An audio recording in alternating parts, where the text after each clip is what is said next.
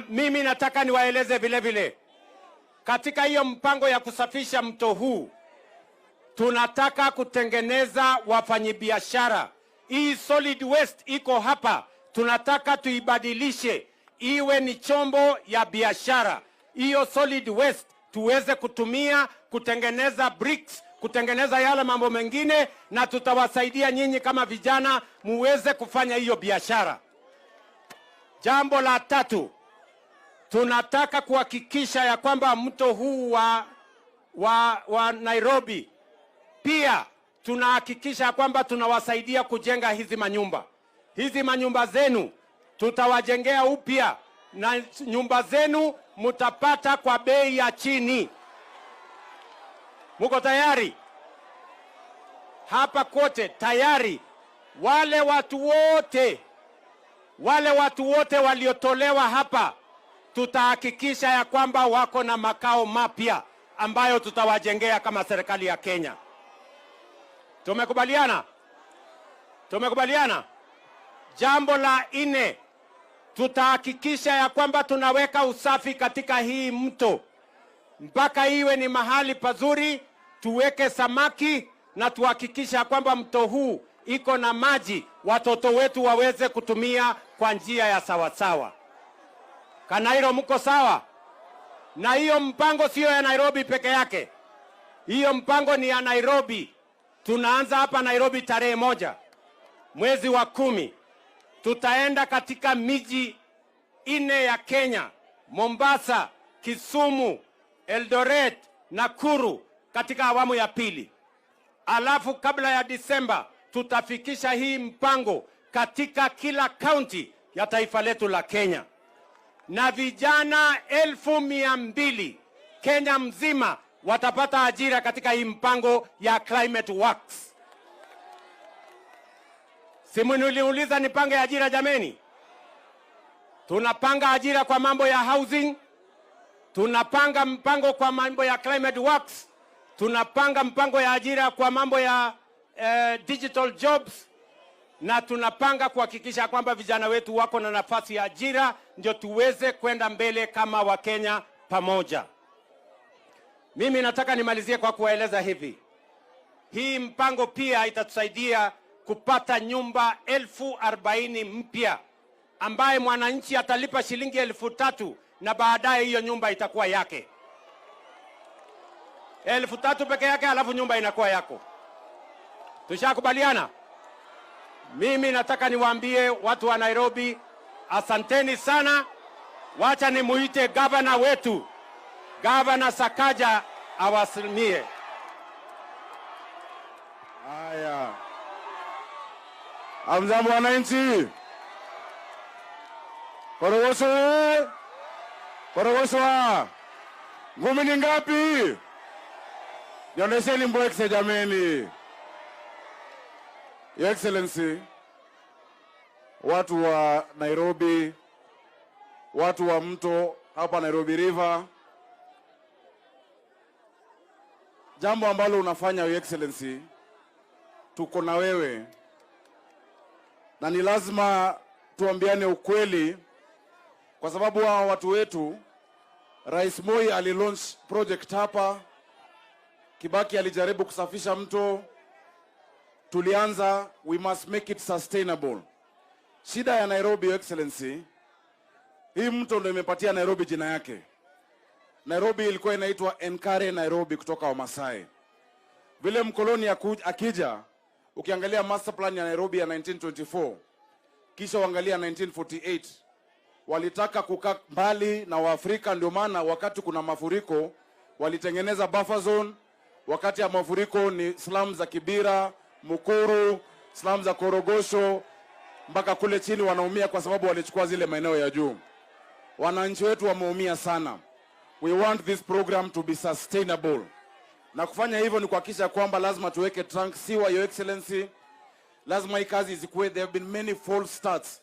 But watu wangu wacha niwaambie, hii mpango ya President William Samoei Ruto lazima itawaka.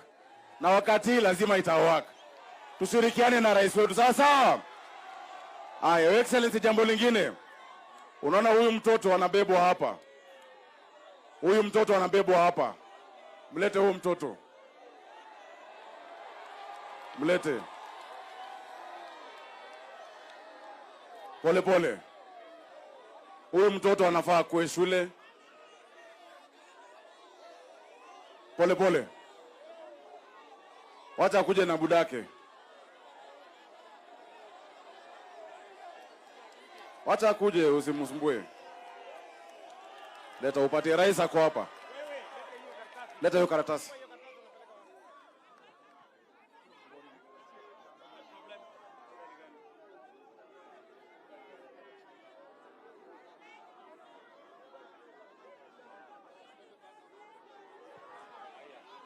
Huyu mtoto kuja baba.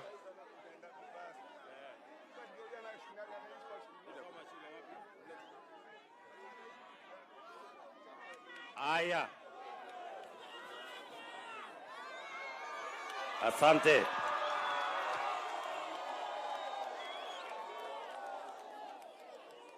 Aya, huyu mtoto anaitwa Kevin Omondi. Given Omondi. Sasa wewe bwana Omondi, hiyo mambo yako ya school fees kutoka standard 1 mpaka umalize form 4 mimi nitalipa. Asanteni sana. Aya, thank you very much.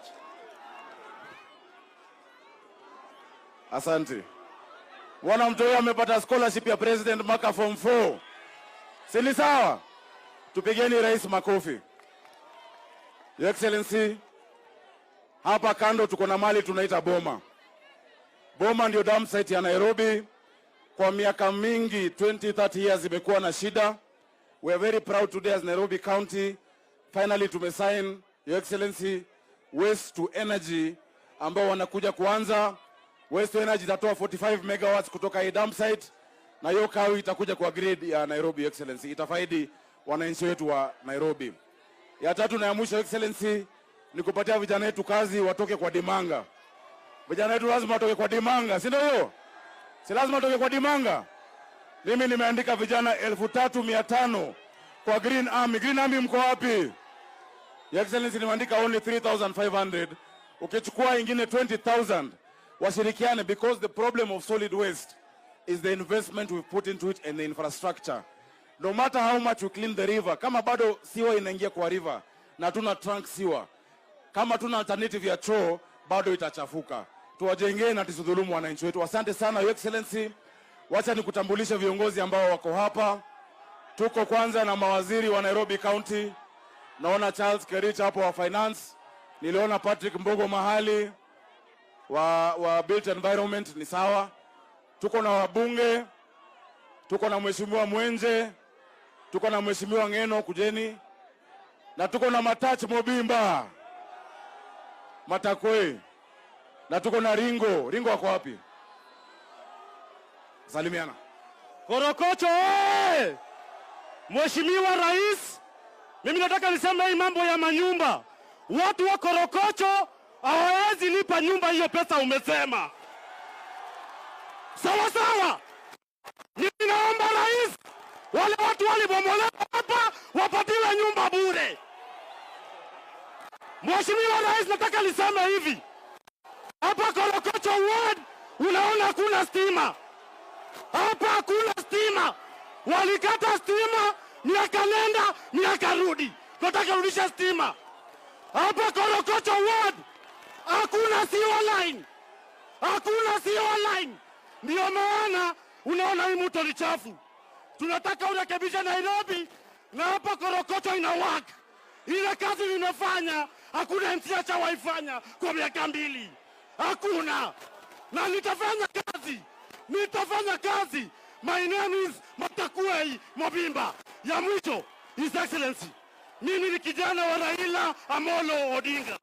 Ile kitu na kuomba, wewe unajua ulitupiga 10 kwa election. Sababu anaenda AU. Mimi kama kijana wa baba, ninaomba Raila achukue hiyo kiti. Akichukua kiti, wewe lala na miguu, lala na kiatu. 2027 Wajaluo pa. Asante sana. Mimi hatutaki kuzidisha kupita hapo. Maneno ya sewage line ni vile gavana amesema, maneno ya kutengeneza siwa hapa ni lazima, na tutaungana na NEMA, tutaungana na kaunti ya Nairobi na national government tuhakikishe kwamba hakuna siwa tena ina katika mto wetu. Ile huyu muungwana amesema ya kwamba mnataka hiyo bei ya nyumba ikuje chini. Mimi nimesikia na tutafanya hivyo. So asanteni sana, tunawapenda sana na watakia baraka ya Mungu. Thank you very much. God bless you.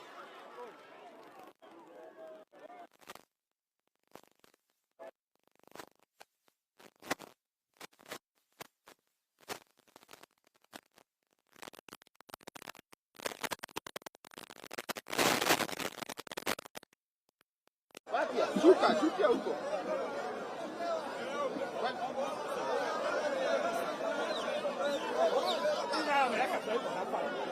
Hapa kati kumwambia toe. Hapa mwambia toe.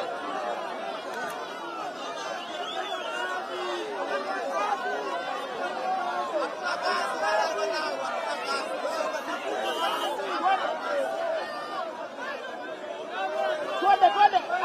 Hata.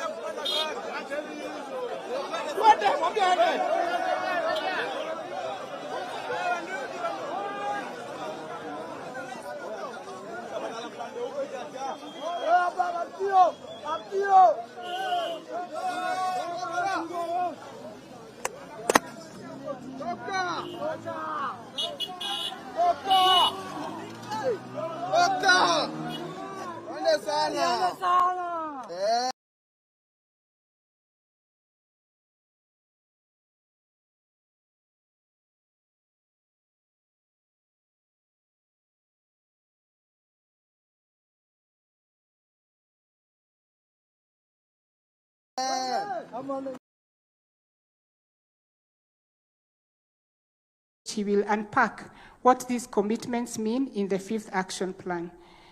Dr. Korir has also spoken about the issues of our time, digital governance and climate action. And so this new action plan again expounds and seeks to address the issues that are facing us today, and those are the new commitments. This work is collaborative, it's co-created, it is cooperative. And so for us to be able to develop and implement these action plans, we've had to create a framework that we call a multi-stakeholder forum that brings together government, civil society, academia, and the private sector to identify the problems, to propose solutions, and most importantly, to put the place and mechanisms to address those challenges by implementing the action plan. So allow me to focus more on the multi-stakeholder forum and what we've been able to achieve. So this, as I've said, it brings together different actors of a co-created, collaborative, and inclusive process. And over the last 11 years, we've been able to make policy and legislative recommendations.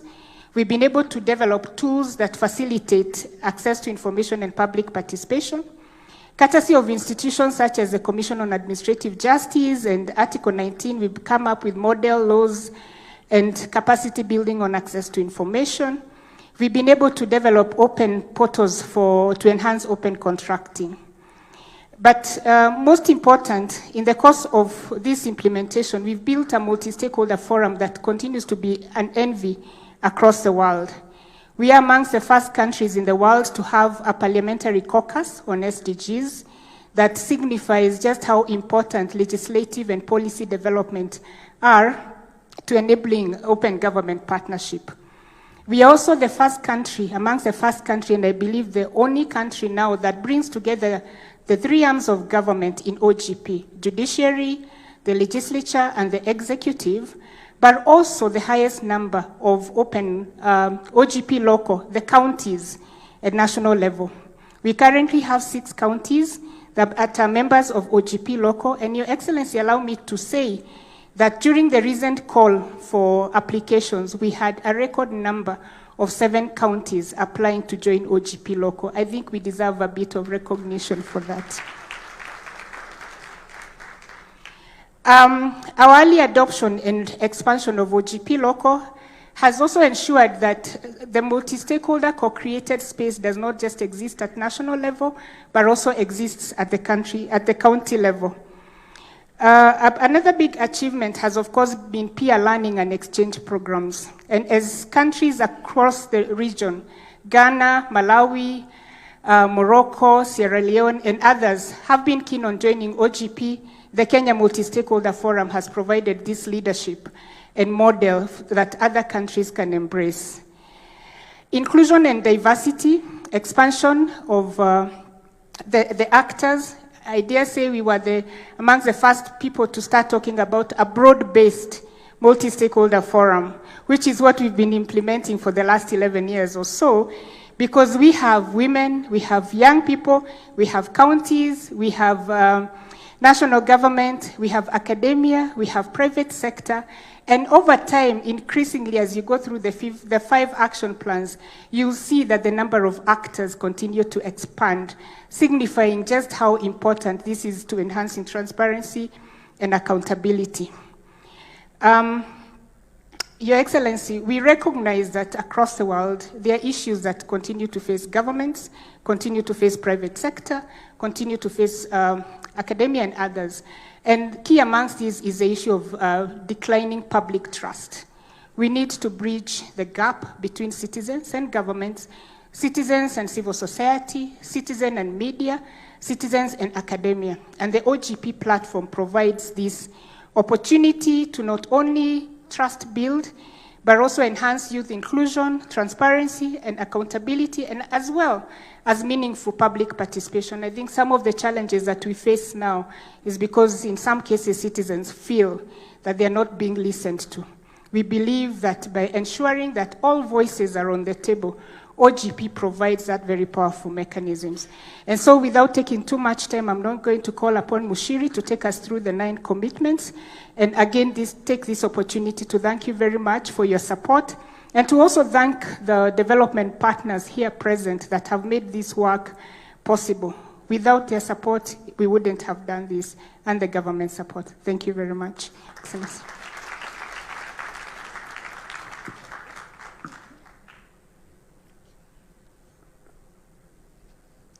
Your Excellency, distinguished guests, ladies and gentlemen, this is Kenya's most ambitious action plan ever.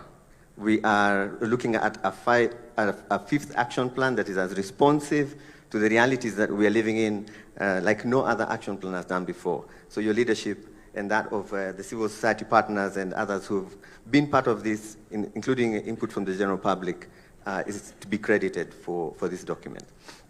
So maybe I shall start with the first commitment in the action plan, which is a brand new commitment that made it into the framework in this 5th action plan, and that's our commitment on climate action. As you are all well aware, this is one of the largest crises that is facing our planet, and we are seeing the results of that in our own country. So promoting participatory development and enhancing transparent monitoring of conservation interventions, making sure that the data and the technologies that are being used are responsive, is a big part of this commitment on climate action. The next commitment is on digital governance. Your Excellency, this administration has been very ambitious in rolling out digital services. We now have thousands of digital services rolled out by national government agencies as well as county governments.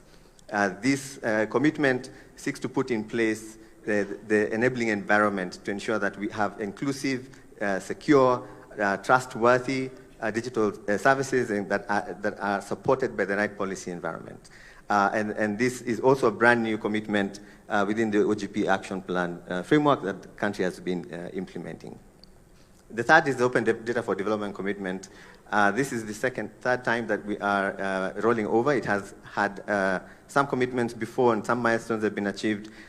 This is led by the Kenya Space Agency, so you have strong support and strong presence from the Department of Defense, which is a new institution within the context of OGP. And we have a lot of commitments there that really strengthen the proactive disclosure of data, especially around budgets, expenditures, GIS information, all of this to support increased accountability and participation and address the issues that we are facing as a country, as Carol mentioned, on bridging that trust deficit.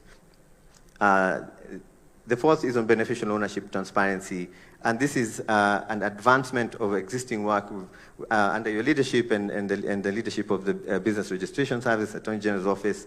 We were able to get to a beneficial ownership legal framework, and this now puts us in a situation where we can advance our ambitions around beneficial ownership so that the ownership of institutions and the people behind the contracts becomes less invisible as part of our efforts to build trust and accountability.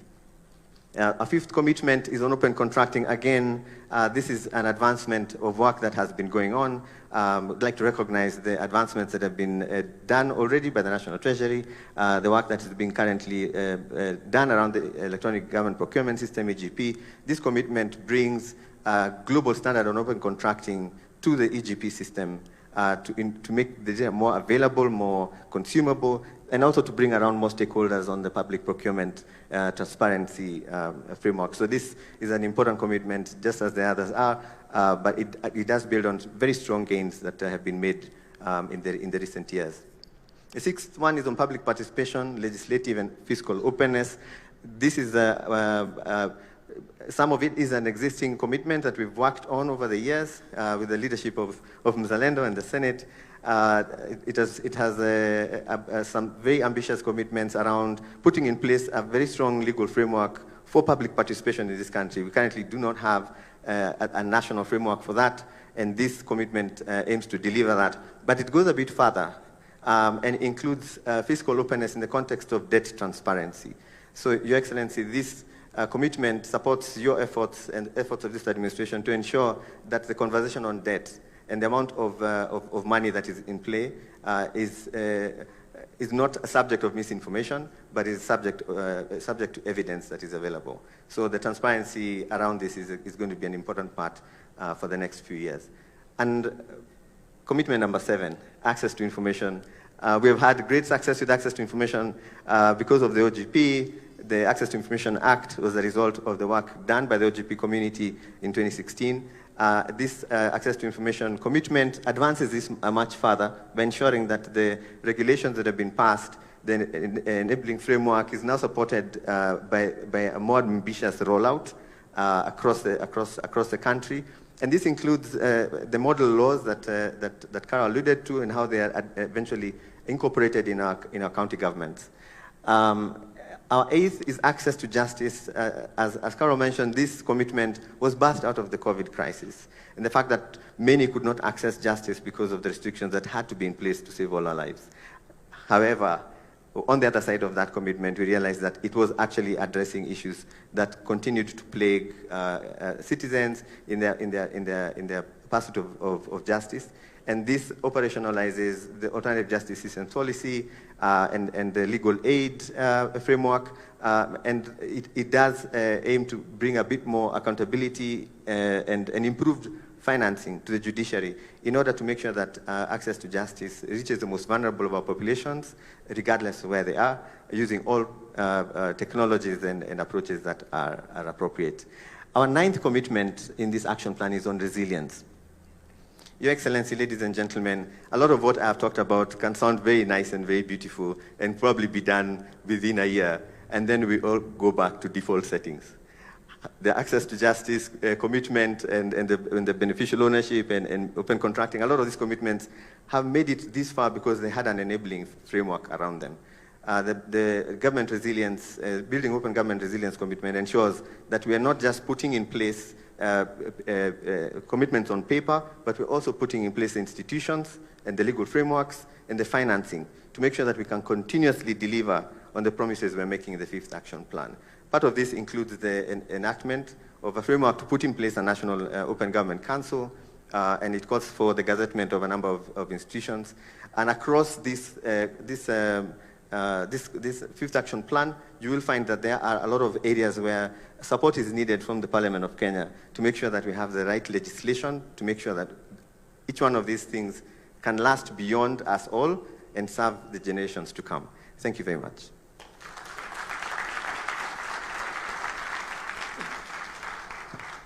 Let's put our hands together for Mr. Nyaga. Thank you very much. Your Excellency, on that matter of resilience, one of the asks from this community or from this program is for the need for sustainability.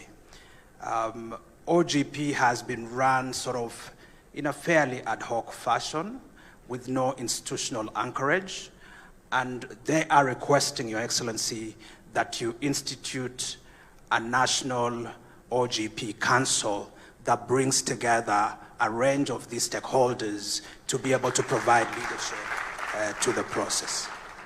Your Excellency, it's now my pleasure to invite Ed Burnett, who represents Development Partners. He's the Deputy High Commissioner, United Kingdom. You're welcome.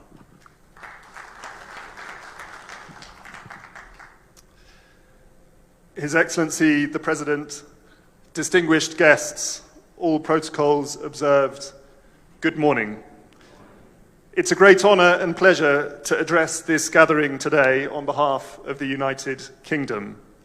And congratulations to all on the upcoming launch of Kenya's Open Government Partnership 5th National Action Plan, and on Kenya's co-chairship of the partnership this year. The UK was a founder member of the Open Government Partnership, as we have heard, established in 2011. Open governments are vital to any democracy and ensure citizens are best served by those they elect. The presence of Your Excellency the President, senior members of the Government of Kenya, and the number of partners in this room is testament to the importance and convening power of this partnership. And I can assure you all that the Open Government Partnership has had a really positive impact on the UK government and how it delivers for the people of the UK. To give one example, as a result of the partnership, all new central UK government contracts and tenders worth over £10,000 are placed on a single website, enabling the public to hold government to account for our spending and performance. In Kenya, the UK is delighted to have supported the development of the 5th National Action Plan and today's launch event. It has been fantastic to work with the government and Mzalendo and many others in this room on this important endeavour. As we have heard, much has been achieved already through the previous 4 national action plans, such as the development of Kenya's Beneficial Ownership Register, a vital tool to tackle corruption and illicit finance. And I'm pleased to see further milestones on beneficial ownership in this 5th National Action Plan. It's now time to focus on implementation of those 9 commitments made. And the UK is supporting key milestones on beneficial ownership, open contracting, and public participation. Improving transparency and accountability is a continual process for all countries. Kenya has the advantage of an already vibrant civil society and a flourishing tech sector to support its journey by improving and innovating service delivery, taking on board feedback, and telling a positive and meaningful story of progress. The recent demands by Kenya's young people highlight the importance of trust between government and those they serve. The United Kingdom's relationship with Kenya is one of close friends, based on shared history, shared interests, and a determination to tackle shared challenges. We recognize the shared challenge of making progress on improved transparency and accountability in government, and we look forward to continuing to work with Kenya to implement the National Action Plan. We're going far together. Asante sana, and congratulations.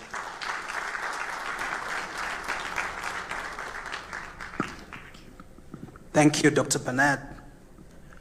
Your Excellency, I'd like to recognize Her Excellency Cristina Diaz Fernandez, the Ambassador of Spain. Spain is taking over the global leadership of the OGP platform, and so we wanted to especially recognize them on this occasion. It's my pleasure now to invite the Right Honorable Speaker of the Senate, Amason Kingi. Welcome. Thank you, Piers. Your Excellency, Dr. William Samoei Ruto, the President of the Republic of Kenya, distinguished participants, ladies and gentlemen, good morning. There's no doubt that the launch of the 5th National Action Plan for the period 2023-2027 marks a commencement of yet another remarkable journey for the transforming service delivery in our country for the benefit of the people of Kenya. This plan represents a crucial step in our country's commitment to transparency, accountability, and citizen engagement. It focuses on key areas such as climate action, digital government, anti-corruption, and civic space, with the aim of fostering a more inclusive, responsive, and resilient government aligned with the Kenya Kwanza Manifesto. It is prudent for us to recall that the predecessor, that is the 4th National Action Plan, sought to institutionalize issues relating to welfare and rights of women, peace and security, through policy and ministries, counties, departments, and government agencies. Under the 4th plan, we boldly confronted climate change impact, violent extremism, gender-based violence, forced migration and human trafficking, and humanitarian disasters with remarkable outcomes. The success in the implementation of the OGP commitment in NAP4 and the continuing interventions provide us with the copybook springboard for implementation of NAP4. Without doubt, therefore, the new plan will enable us to build on the gains and momentum generated through the implementation of the previous national action plans. Your Excellency, allow me to briefly touch on the OGP commitment number 6 and 7, which has just been shown to us, that actually touch on the institution that I do represent, that is the Senate.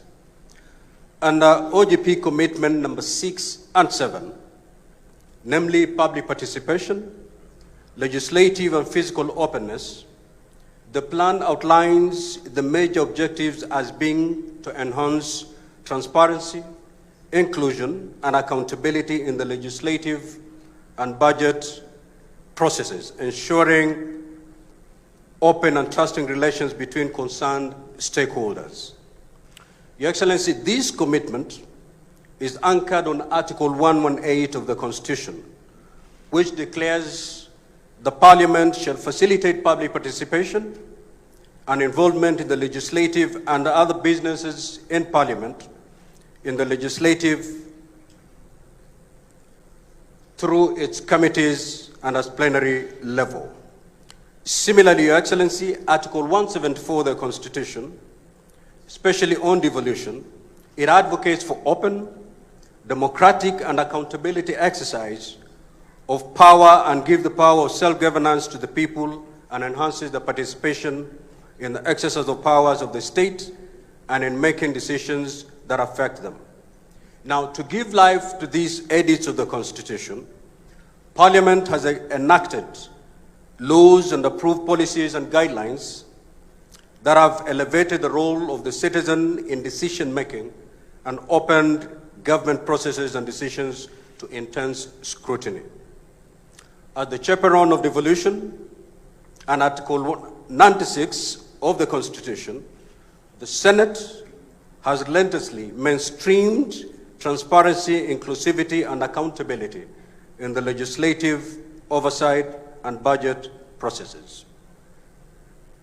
Members of Parliament and senators working through plenary and House committees have remained diligent in holding county governments and national government and the leadership to account as they discharge their mandates.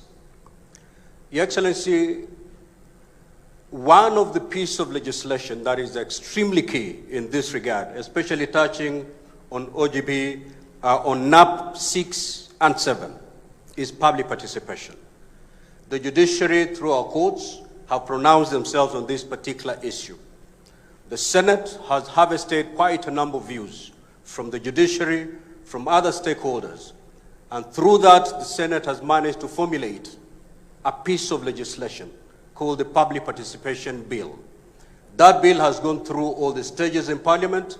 It is now at the second stage in the National Assembly. And I believe that piece of legislation, one passed and assented to by the President, will put to rest the issue of public participation. Your Excellency, if you will recall, 95% of the cases against government that are lying in the judiciary are all about public participation.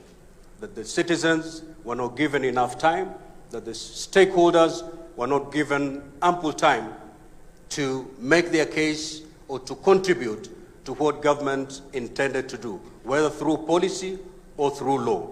And I believe, therefore, that once that piece of legislation is passed, we will see very minimal, if any, cases being taken to the judiciary. Again, under OGP NAP number 7, that is access to information, Your Excellency. I'll give you a very practical experience why it is important for us as government to run away with these commitments that have been given here, the 9 commitments, especially on the access to information. Yesterday, Your Excellency, I was flying from Mombasa to Nairobi at 3:45. And as I was waiting for the delayed flight, of course, because of the strike, I had the opportunity to engage with KAA staff. And I asked them, why are you on strike? Your Excellency, I was not given any tangible reason other than the fact that there is a lot of information they had heard and picked from the social media. And because of that information and acting on that information on the social media, they went on strike. That is what I was told. Meaning, as a government, if we commit to have this information get to the people before the social media culprits take this information to the people, and you know, Your Excellency, most of the social media information is a fact not verified. And this is where most of our citizens pick information, pick facts, and act on those facts. So again, with this commitment, I believe as government, if we can be able to be committed and be able to package or to unpackage this information to our citizens long before the keyboard warriors take that space, we will not be able to see what we have seen today. Now, Your Excellency, I was listening to our government spokesperson yesterday. And I talked to quite a number of people after his press conference. Many Kenyans believe that this government has negotiated and signed a deal with Adani.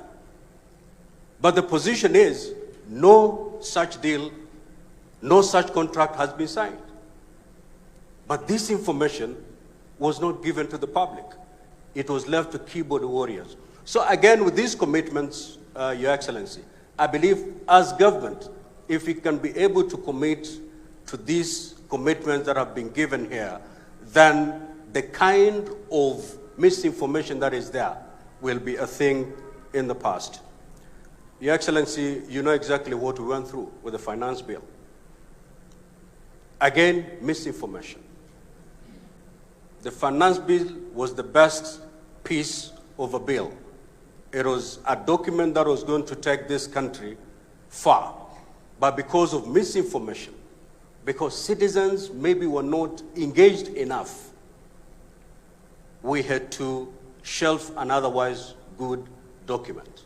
So again, Your Excellency, with these action plans, with these commitments, especially commitment number 6 and 7, if we can be able to run away with it as government, we will see very minimal of the kind of upheaval that we've witnessed as a country for the few days. Allow me, in conclusion, Your Excellency, as I conclude, allow me to commend the drafters of NAP 5 for retaining climate action as a priority number 1 in the new implementation phase. Your Excellency, you are the teacher in this field. You are the ambassador, the African ambassador in this particular field. There can never be a better opportunity to put this commitment as number 1 than now. And therefore, the implementation, the phenomenal climate change impacts remain of great concern and deserving of our full attention, given the devastation they continue to wreak on our society. As global temperatures soar, drought become prolonged, and frequent flooding more intense in scope. Your Excellency, I sat listening to you during the climate summit, the African Climate Summit, and there's no better person who can put this case in a more compelling manner than you, Your Excellency. And therefore, I believe that having this as commitment number 1 gives you that relevance as we engage Africa to make sure that Africa takes this particular commitment with the seriousness it deserves. Your Excellency, let me leave it there. And therefore, with these few remarks, Your Excellency, ladies and gentlemen, I want to thank you most sincerely for giving the Senate to share some thoughts with you in this journey. And I want to believe that if all of us present here commit to the implementation of these 9 commitments, next year, or the second phase, as we sit here to review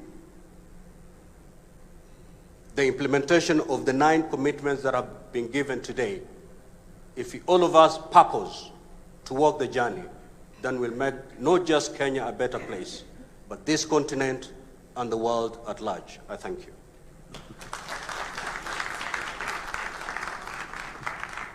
Let's put our hands together for the Right Honorable Speaker of the Senate. Thank you very much.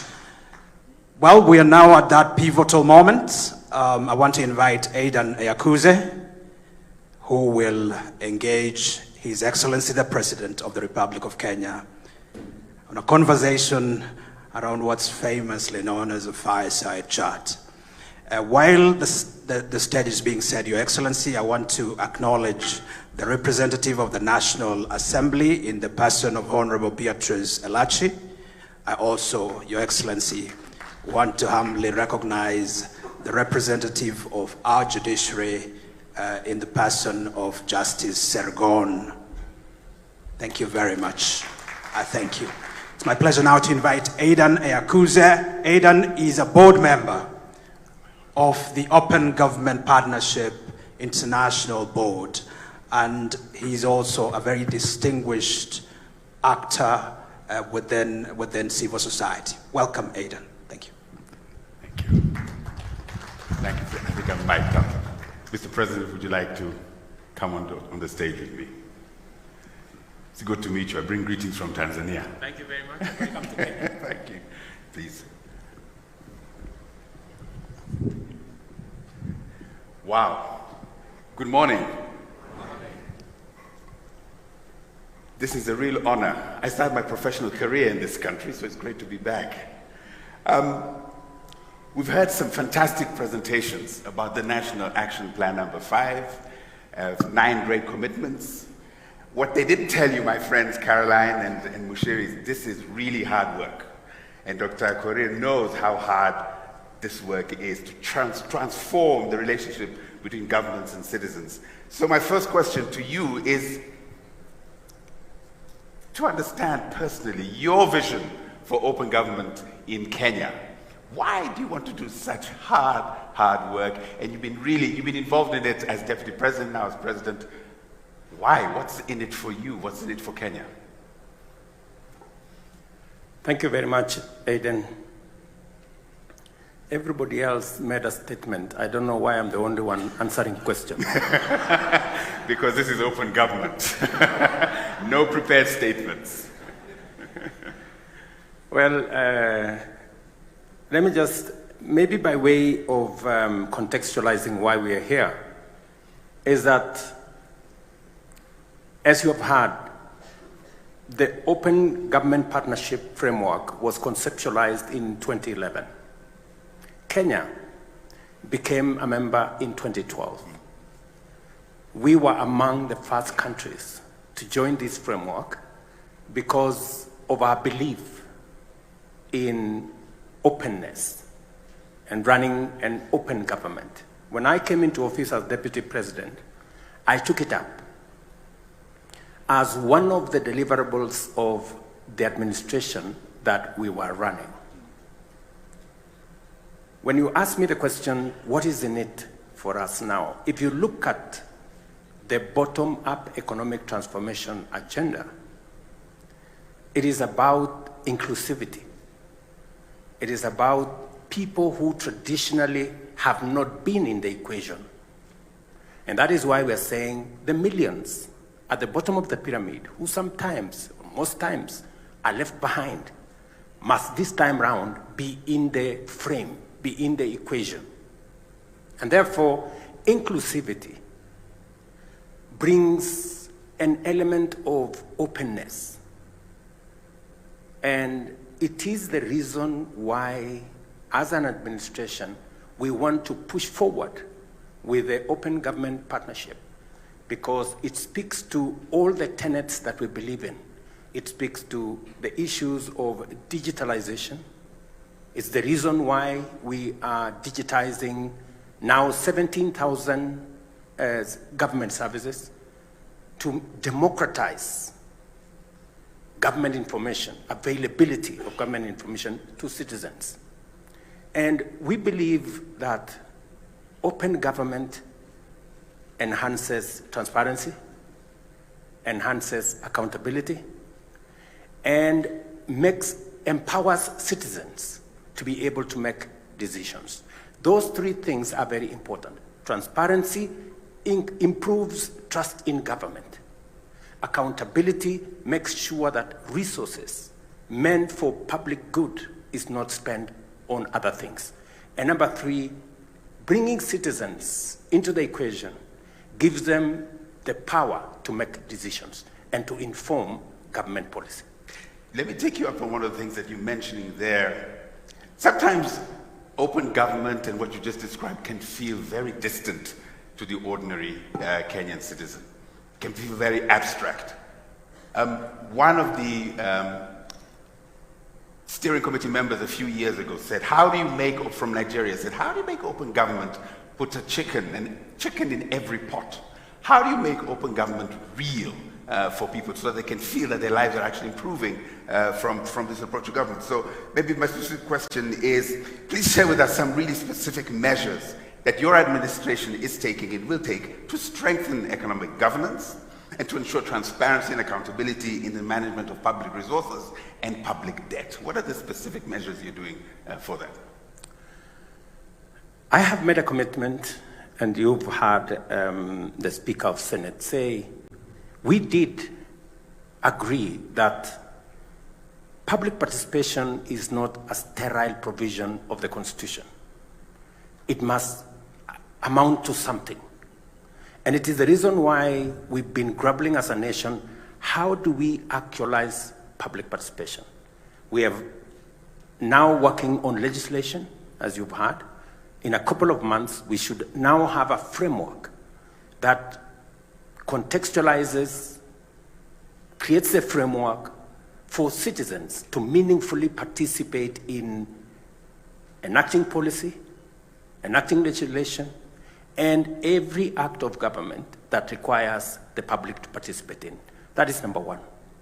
Number two, we have now work at the Attorney General's office, and I want to ask the civil society who are present here to work with the Attorney General as we improve 3 pieces of legislation. Number one, improve legislation on Evidence Act so that we can deal with matters corruption in the shortest time possible. Improve legislation on e-procurement and make government procurement open, including making sure that it is in the public domain which contracts have been awarded, for how much money, to which companies. And so that the public can judge for themselves whether they are getting value for money or they are being taken for a ride. I have made that commitment. The work is in the Attorney General's office. I welcome Zalendo. I welcome all the other civil society groups to participate in bringing this legislation to the fore. And I'm very happy with this framework because the civil society that is present here would have chosen to come here with vuvuzela and placards. But they have chosen... Sometimes they might still have to do that. but they've come here to say, okay, what are the challenges that we have? How do we meaningfully contribute, institutionalize the solutions rather than pander on the problems, on the challenges? How do we institutionalize solutions? How do we bring legislation? How do we create institutions? How do we put a policy framework in place? And you have said yourself, it's easy to pontificate about the challenges we have. Yeah. It is difficult to frame the solutions. I am very happy with open government partnership. It gives us an opportunity with the judiciary, with the legislature, with the executive, with civil society, with the private sector to figure out how we solve problems together. And this is why I believe in this framework. Some of your, okay, I won't mention names, might think you're a heretic to be so welcoming of civil society and private sector in government and in governance. Let's shift a little bit. 4 of the 9 commitments have a tech element to them. So let's talk about, and Kenya really is a leader in the region, maybe in the continent, on matters technological. So, but tech also has, as was mentioned here, some real challenges, and misinformation was mentioned by the Speaker of the Senate. It also creates great opportunities to create wealth. So how is your administration harnessing these tech-driven opportunities? And how do you plan to balance those opportunities and grabbing them with mitigating the risks that come with technology, as was outlined? I agree with you 100%. Technology all the way to artificial intelligence gives us great opportunities, but also has a good measure of challenges. And I will give you 2 examples how we are taking advantage of technology. Number 1, we rolled out the Hustler Fund. 12 billion shillings in it already. 22 million Kenyans are beneficiaries. Today we have 2 million Kenyans every day borrowing from the Hustler Fund. It is delivered on a technology platform.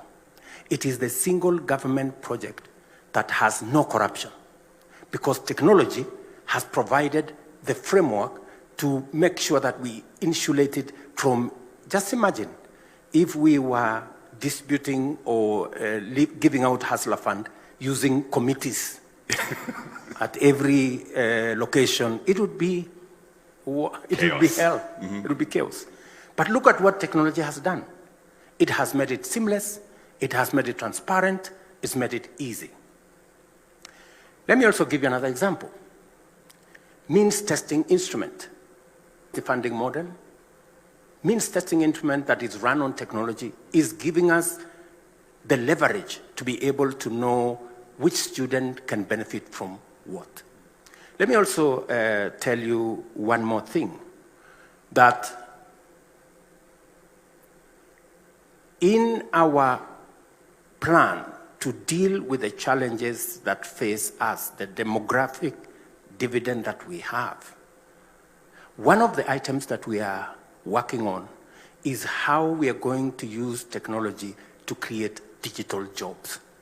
As I speak to you, we have close to 120,000 young people in our TVETs and in other institutions that today monetize their digital expertise.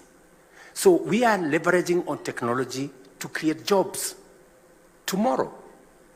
I will be signing an agreement with President Scholz in Germany, again, to leverage on technology to access opportunities for Kenyans to work in Germany physically or to work in Germany through a digital platform.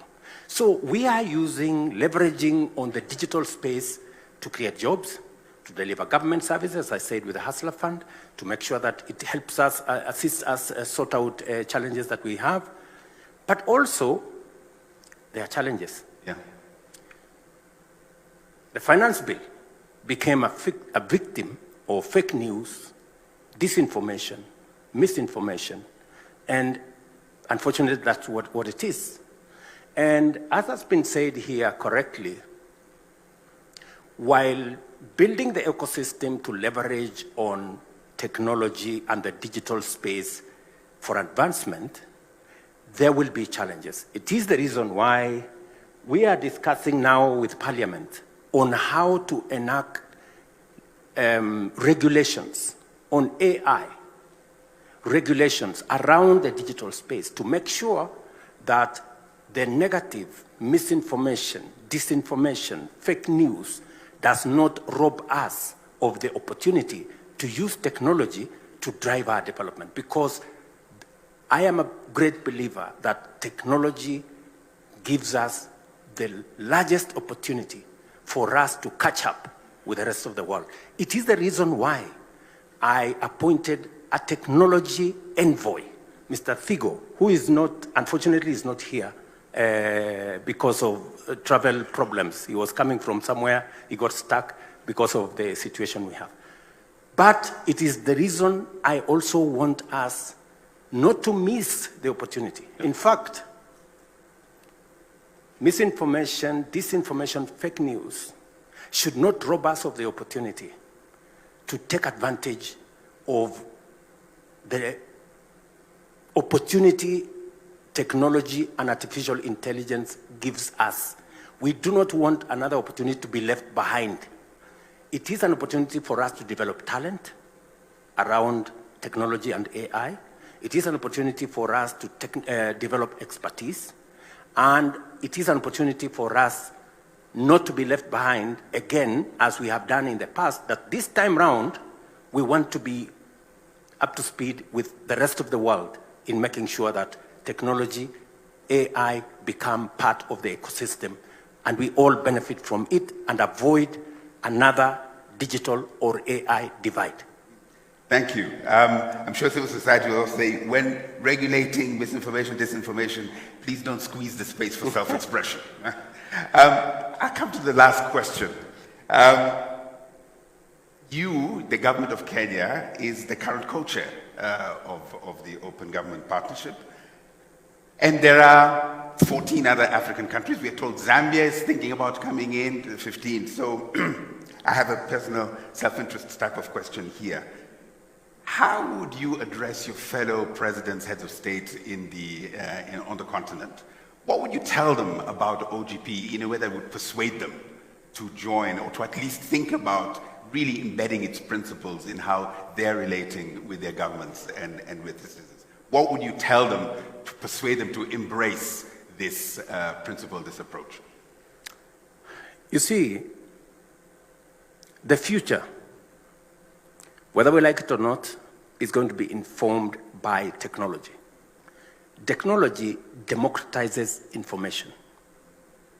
Citizens today, anywhere, in any country, have the benefit of a lot of information.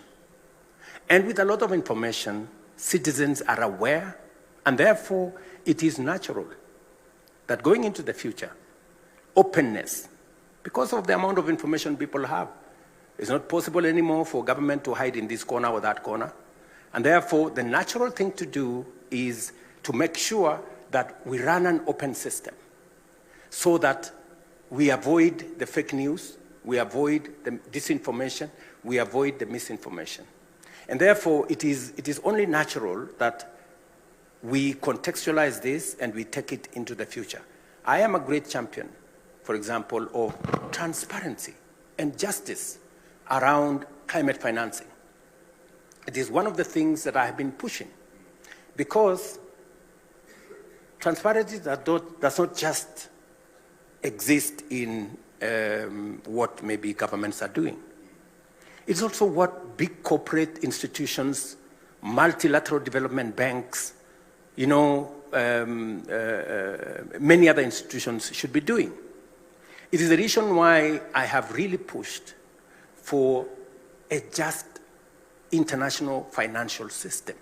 Let me ask you, Aiden, why would one country pay 10% interest rate and another country pay 1% interest rate in the same ecosystem? Where is the fairness? Where is the justice? And those paying the most have contributed the least to the existential threat that we face as humanity of climate change. When I finish with you here, I will be going to Korogosho because of matters climate action. And I am very happy that among the first commitments in the National Action Plan is climate action. I will be going to Korogosho because... Korogosho is a neighborhood here in Nairobi. Okay, I will be going to... Okay. It's a neighborhood in Nairobi. Mm-hmm. I will be going to Korogosho, which is a neighborhood in Nairobi, because we lost 42 people to the floods. We got 22,000 households displaced in that vicinity. And almost 160,000 people were displaced, because we are going to begin the process of rehabilitating.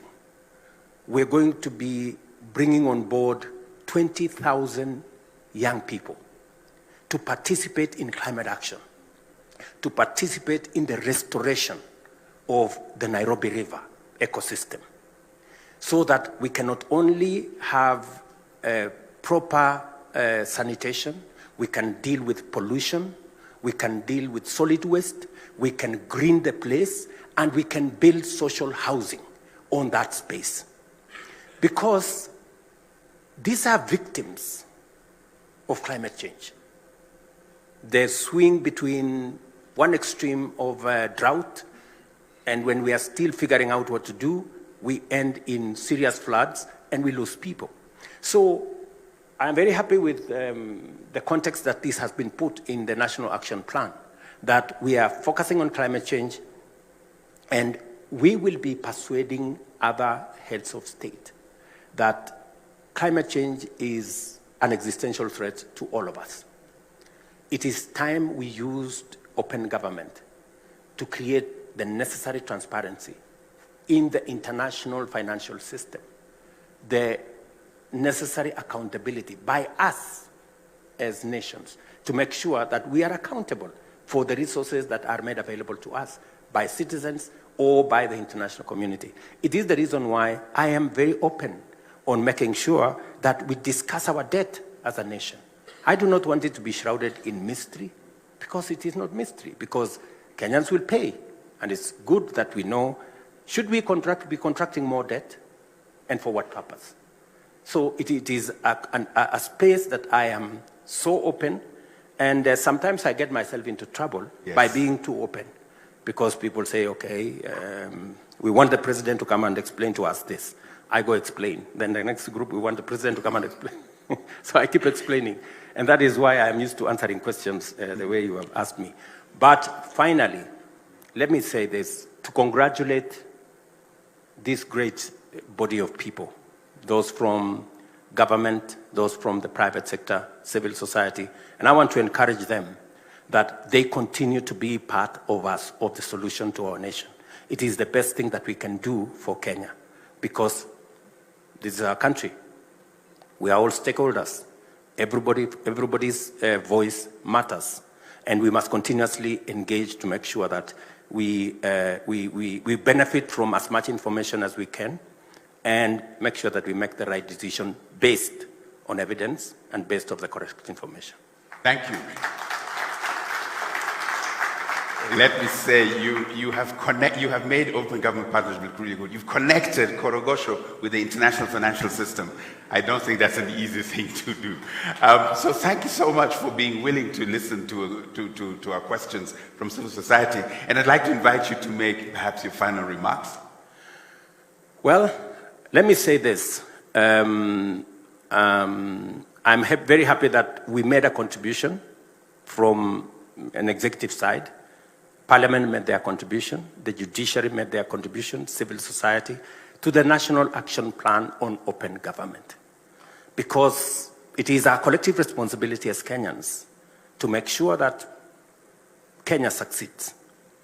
It is not the business of the president alone, it's the business of every Kenyan for us to succeed, because in that success is everybody's success. Let me also say the following, that as we do this, I want to assure all the stakeholders here that the government of Kenya that I run will continue to be open. I have absolutely no qualms in being held to account. I encourage civil society to continue telling us the things we are doing wrong so that we can correct. And to occasionally tell you the things you're doing right. Yes. I was waiting for that to come. and occasionally, you know, when we get things right, they also tell us, this you're getting right, do it better or do it more. So that way we can forge, you know, a collaboration that makes Kenya great for all of us. Let me conclude by saying, because there is a feasible, demonstrable, real trust gap between citizens and government across the globe. Yeah. You know, there is, you know, there is a trust deficit. There is a trust gap. I want to welcome you and the people here and representatives from our friends from the international community to a trust summit here in Nairobi, the first one in the first quarter of next year, so that we can evaluate what do we do to close the gap, the trust gap between government and citizens. Because unless we do that, it becomes difficult for government to implement its plan and for citizens also to hold government to account. Thank you. So put it in your calendars, Q1 next year, Trust Summit here in Nairobi. Mr. President, thank you so much for your time, and good luck in Korogosho and in all your other duties. Thank you very much. Thank you, Asante. All right, thank you very much. Let's give them one more round of applause. Thank you very much, Your Excellency. Thank you very much for that. We may take our seats kindly. And at this point, Your Excellency, with your permission, I see that Senate is very well represented. If I may just ask all the senators who are present to just stand up so that we can just give them a round of applause and showing their support. Senators, if we can all just stand up. Thank you, thank you, thank you. You may take your seats. May I also recognize all ambassadors who are present. If they can also just stand up briefly, we just appreciate that they're here. Your Excellencies, thank you so much for that.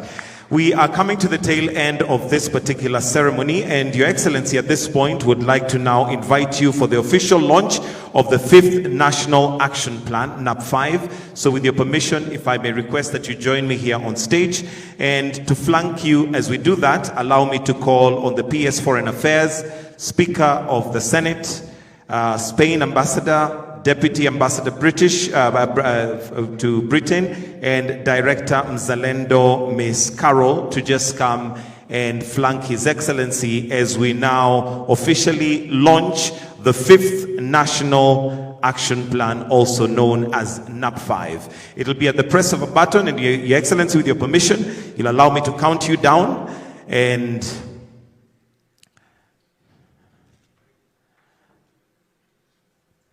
if we may, yes, if we can have a few, maybe come this way, yes, so that it's balanced. PS, if you can come this way kindly, to this side, yes. So at the count of 5, we shall then just count it down. Sorry, the book is on that side, so may I request that we come to this side, facing that side. Sorry about that. The book is right there so that we see what we are launching. So in 5, 4, 3, 2, Your Excellency, you may press the buzzer, and that is the official launch of the 5th National Action Plan, NAP 5.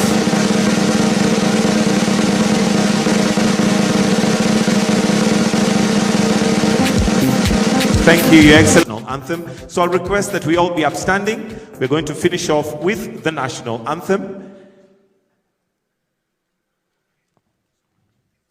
The Kenyan national anthem.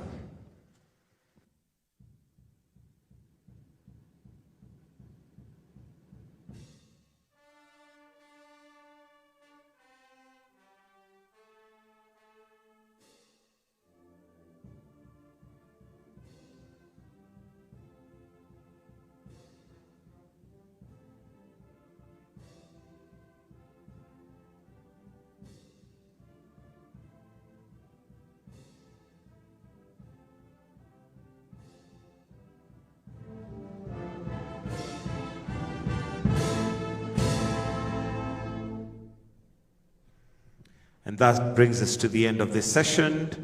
We'll maintain our positions as we allow His Excellency to now exit at his own pleasure.